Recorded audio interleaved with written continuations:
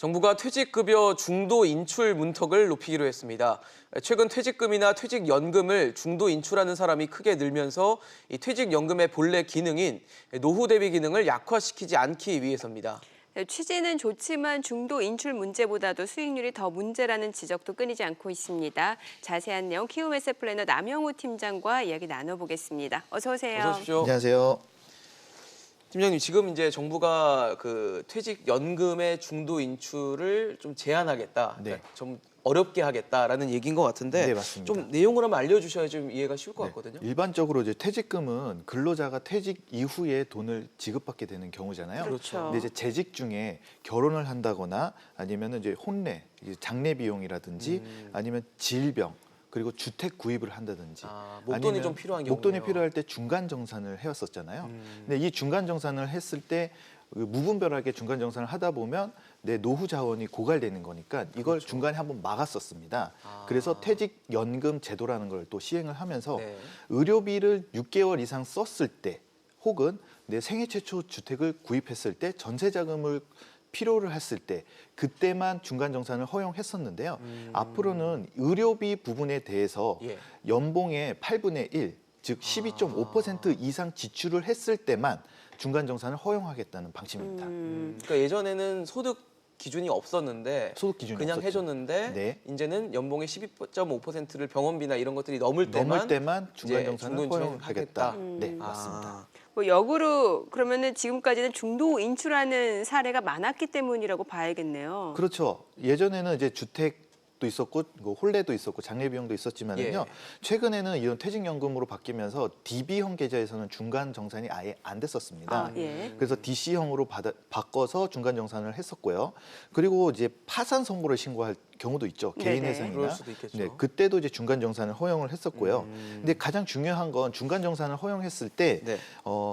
집을 사는 경우가 가장 많았었고요. 집이요. 그리고 장기 요양 비용으로도 가장 많았었고요. 그 비율로 따진다 보면 금액으로 중간 정산을 받았을 때 41% 정도가 장기 요양 금액으로 가장 컸었고, 네. 그다음에 주택이 이제 37% 정도 됐었습니다.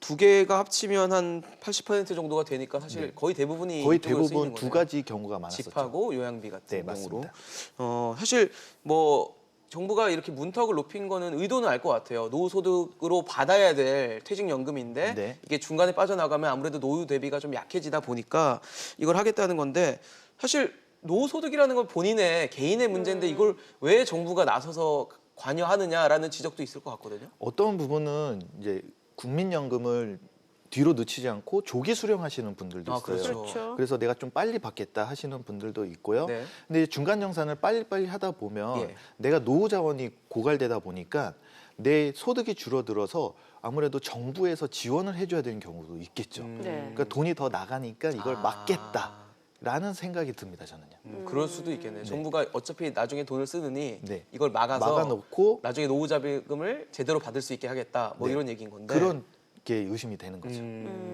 그럼 지금은 이제 중도 인출이 앞으로 좀 쉽지 않아졌다라고 했고 일부 사례만 이제 허용이 된다라고 네, 일부 사례만 허용이 되는 겁니다. 말씀 주셨는데 네. 그럼 만약에 이제 의료비가 부담이 생긴 저소득 그럴 수도 노동자들은 이거 중도 인출 못하게 되면은 이것도 그러게요. 고민이 돈 필요한데 클 수밖에 병원 못 없을 것 가고 같아요. 그런 일이 생기는 거 아니에요? 노동부는 이제 의료비 부담이 그 높은 이제 저소득층에 대해서는 중간 정산을 할 수가 없게 됐잖아요. 네네. 그래서 근로자 본인이나 가족 요양 비용을 1천만 원 한도 내에서 네. 저리로 2.5% 저리로 지원해주는 생활 안정 자금 금융 지원을 활성화하겠다고 방침을 했는데요. 네. 이건 근로복지공단이 수행하고 있습니다. 현재도 하고 있습니다. 이거. 지금도 하고 있어요? 지금도 하고 있는데 네. 이걸 좀 더 활성화시키겠다라고 발표를 그러니까 했습니다. 근로복지공단에서 대출을 받는 셈인 네, 건가요? 대출을 받는 셈이죠. 저리로. 1,000만 원까지입니다. 1,000만 원까지만 네. 연 2.5% 네. 금리로 대출을 받을 수 있다는 얘기인데, 사실 퇴직연금 하면 요즘에 아마 제일 많이 말이 나오는 건 아마 수익률일 겁니다. 뭐 쥐꼬리라는 표현을 쓰는 정도도 있고, 네. 뭐 1%대에 그쳤다라는 얘기도 있는데, 수익률을 높여야 되는 거 아니에요? 사실 수익률을 높여야 되는데 대부분의 퇴직연금 자체가 금리 연동형 상품으로 되어 있어요. 네. 그러다 보니까 금리 연동형이 어떻게 돼요? 지난번에도 금리가 1.5에서 1.25로 떨어졌죠. 인하했죠. 그러니까 내 퇴직연금 자체도 금리 수익이 떨어질 수 있단 말이에요. 근데 수익률을 비교할 수밖에 없는 자체가 앞서서 제가 그 퇴직연금 중간정산을 받았을 경우가 부동산 구입하는 경우가 많았었잖아요. 네. 아, 그렇게 예. 말씀하셨죠. 근데 작년도 부동산 수익률이 어떻게 예. 되냐면 수도권이 약 3.6%, 서울이 8%나 됐습니다. 하지만 이러면 집을 사야 되는 거 아니에요? 네, 차라리. 퇴직연금의 수익률은 약 2% 정도밖에 안 그러니까요. 됐어요.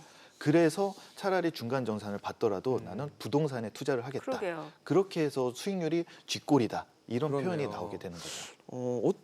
어떻게 네. 생각을 해봐도 팀장님 말씀만 들어보면 집을 사는 게 훨씬 나을 것 중도 같다는 생각이 인출해서 들거든요. 내가 운용하는 어차피 게, 예. 2%도 안 되는 수익률을 얻느니 그렇죠. 8% 뭐 3.6% 되는 수익률을 쫓는 게 당연하지 않을까도 그러게요. 생각이 드는데. 그래서 일단은 주택 구입에 대해서는 아직 제한을 두지는 못하지만 네. 의료비로 해서 지금 중간정산을 많이 받은 경우가 있잖아요. 네네. 그 비용마저도 이제 막겠다는 거죠. 네.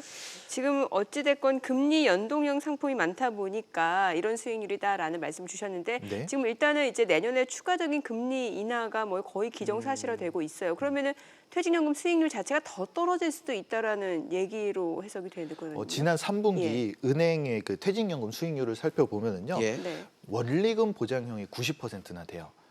원리금 보장 상품은 이제 금리 연동형이 많습니다. 예. 그럼 아까 얘기했다시피 1.5에서 1.25로 떨어졌고 또 1.25에서 더 떨어질 예정인데요. 네. 수익률 높은 상품을 개발하는 게 이제 우선적인데요.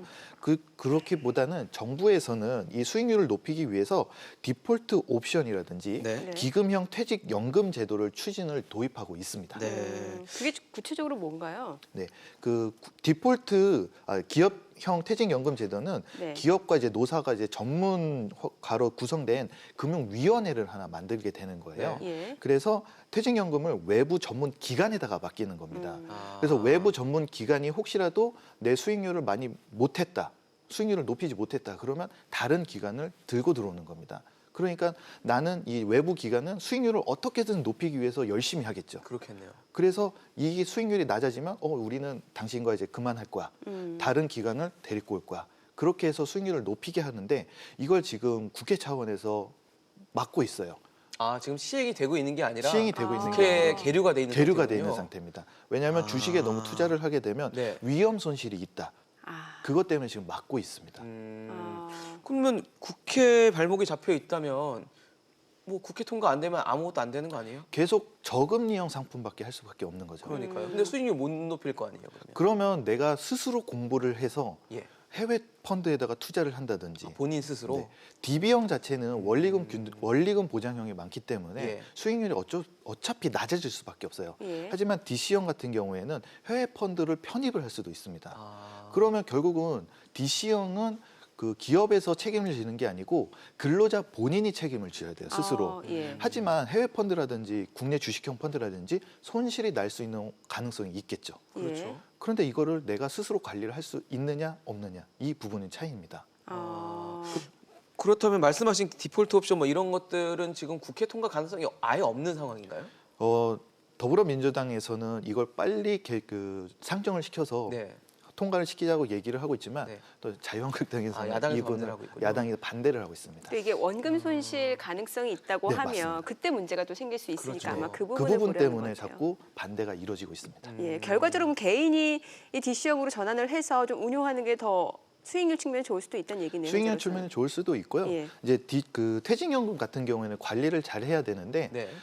DB형 같은 경우에는 이제 저연차 막 입사한 사원들이 네. 네. 어차피 임금 상승 폭이 조금 높잖아요. 예. 예. 그리고 이제 근로를 오래 하신 분들은 임금 상승 폭이 작아질 수 예. 있고 그런 분들은 DC형으로 해서 관리를 하는 게 좋고요. 음. 저 연차 사람들은 DB형으로 해서 아직 은퇴 시간이 길게 남았으니까 네, 네. DB형으로 관리를 해도 괜찮습니다.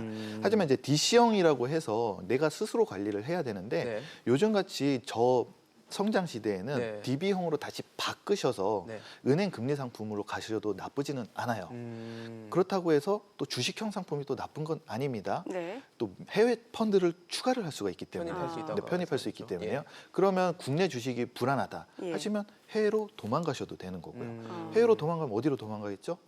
어디로 가야 미국? 됩니까? 주로 미국으로 많이 예. 가겠죠. 그래서 미국 주식에도 펀드 수익을 해서 작년도 기준으로 보면 한 4.3% 4.3이요. 수익률이 낮고요. 어떤 퇴직연금 수익 같은 경우에는 6.5% 최고 수익률을 굉장히 찍은 높네요. 적도 있습니다. 그거는. 2%와 6.5% 굉장히 차이가 나죠. 그렇죠. 근데 이건 내가 펀드를 어떻게 선택하느냐에 따라서 다르기 때문에 네. 모든 사람들이 그 퍼센트를 수익률을 가져갈 수 그렇죠. 없다고 할 수 있죠. 결과적으로 공부를 해야겠네요. DC로 그러네요. 전환을 하게 되면. 그래서 아까 외부 기관에 맡긴다는 예. 그 법안이 빨리 통과가 됐으면 좋겠습니다. 네, 알겠습니다. 오늘 키움에셋 플래너 남영우 팀장이었습니다. 잘 들었습니다. 고맙습니다. 감사합니다.